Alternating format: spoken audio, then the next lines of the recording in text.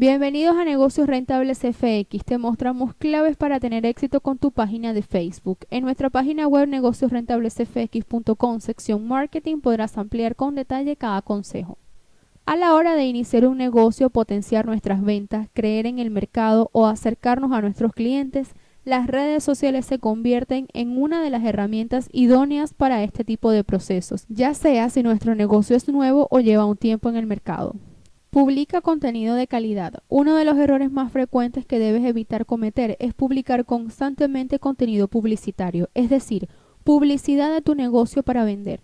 Los usuarios de esta red social en su mayoría no pasan el tiempo aquí porque buscan comprar algo, sino porque encuentran contenido entretenido e interesante para ello, por lo que debemos adaptarnos a esa necesidad.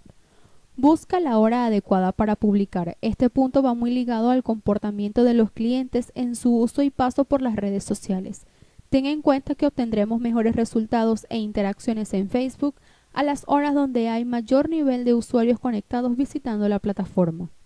Mantente activo en la red social. De nada sirve cumplir con las condiciones anteriores si realizamos publicaciones en la red social de Facebook cada 2 meses o más. La clave para que esta red nos proporcione resultados y sea una herramienta en la que podamos aprovechar todo lo que nos ofrece está en publicar contenido de manera regular, en lo posible 1 o 2 veces al día. Para ver con detalle claves para tener éxito en tu página de Facebook, visita negociosrentablesfx.com, sección Marketing.